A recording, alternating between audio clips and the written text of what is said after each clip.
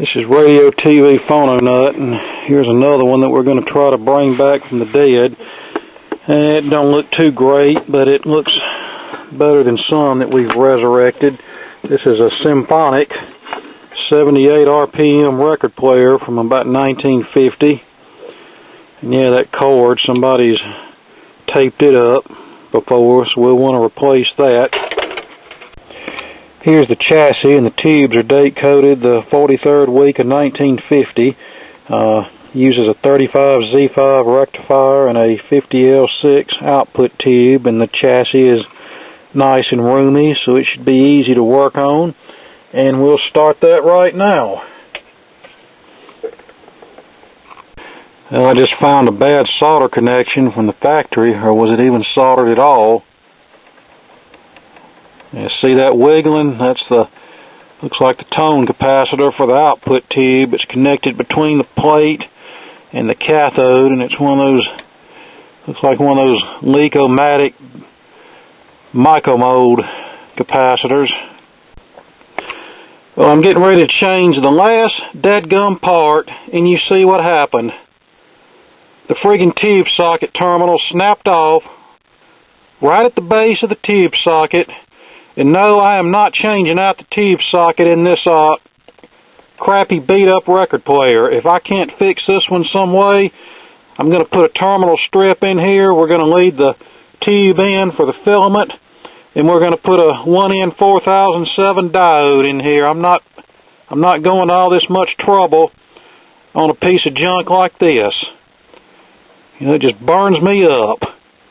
Last darn part, and something like this has to happen.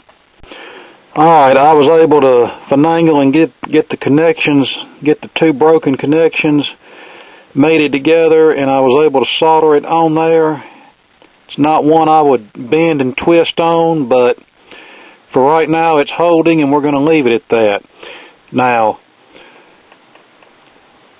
there's something to be said for trying to be neat as far as removing the component that you're replacing directly from the terminal that it's soldered to, and soldering the new component directly to the terminal that the old one came from. But there's also a disadvantage to that, and you just saw what it was. So on that note, it may look a little sloppier, but that's why it's often advantageous to just snip off the old component. Say lead like right here, J-hook the old lead, J-hook your new lead, crimp them together and solder them. And that way you don't disturb a fragile terminal that could easily break. And we were just lucky we were able to fix this tube socket. Had it been something like a antenna or oscillator coil, we'd be up a creek without a paddle.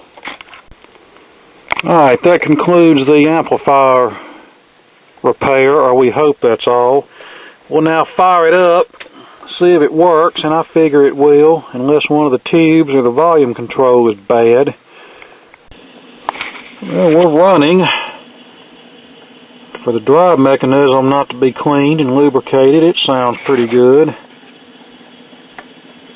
Letting the amplifier warm up. See if we have tube illumination. Yep, we have tube illumination. And of course the cartridge is dead, no surprise there. Okay. Amp is working, that's good, so we'll just replace the original cartridge with an 89T power point, and that should get us at least to where we can play a record on this.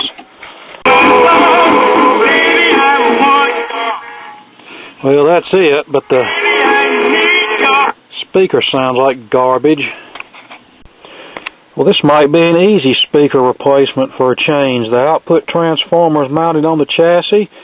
It's a standard 4-inch speaker, and the speaker is not riveted to the motorboard. Why can't they all be that way? Yeah, this speaker cone is all kind of messed up. Voice coil dragging. Speaker cone not moving freely. No wonder it sounds like crap. Now let me dig around and find a suitable speaker. Alright, I found a speaker. It's actually a new one. It's a 16 ohm, but it's been my finding in this cheapo tube stuff. It's really not as fussy about speaker impedance as solid state stuff. Now, if this was a hi-fi amplifier, it would be more important, but this, it's not really going to matter. Alright, so let's take a break from the record player repair to do an unboxing, and I know this is going to be another shipping disaster. I hear stuff rattling around in it. This is supposed to be a Ward's Airline Bakelite radio, but I don't think it survived. Listen to the noises this is making. Yeah, I don't think that survived. Well, that's fine. That'll be another one that just gives me a refund.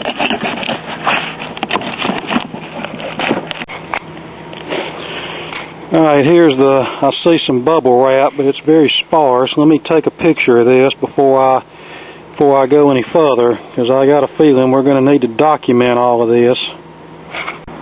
Alright, let's see. Alright.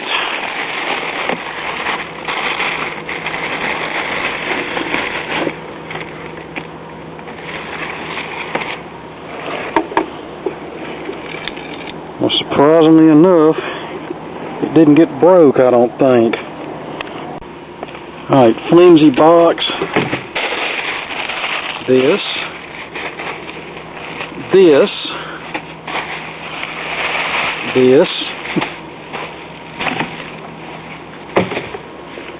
Yeah, how that arrived here without getting broken is a miracle.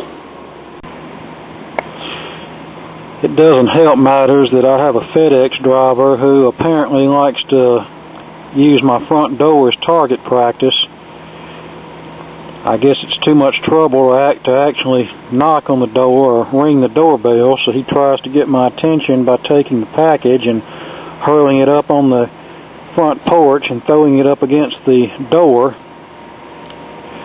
I usually try to meet him out at the truck if I happen to be where I can see him coming, but today I was out in the shop working on the record player and just happened to walk up just in time to hear the loud thud. But yeah, it's a thousand wonders this radio didn't arrive in 10 million pieces. And that guy better be glad it didn't arrive in 10 million pieces. And when I say guy, I mean the person who sent it to me, because given how crappy it was packed, I would have demanded my money back. I don't care if it was, but what was it, $11 for the radio plus I think $20 shipping.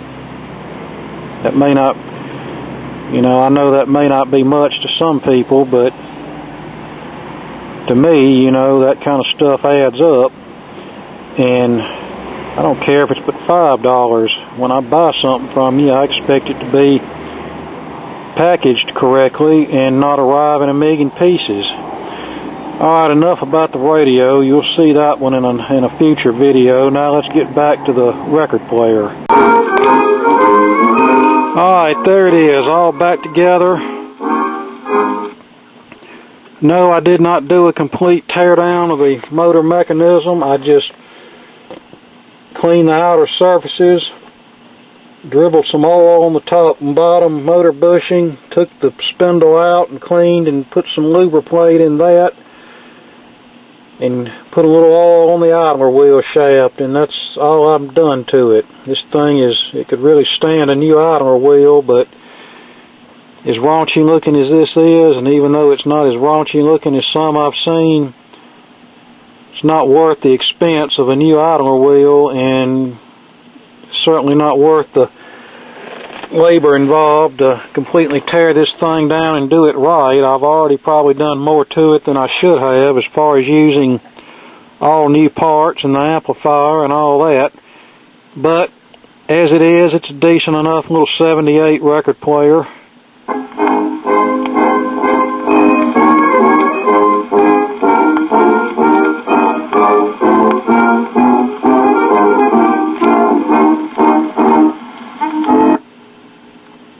It would probably last somebody a long time, even in its current state. There's a picture. Beaver that Sunday shoving on Monday line. Hoya, hoya. Peek-a-beaver. Alright, that's it.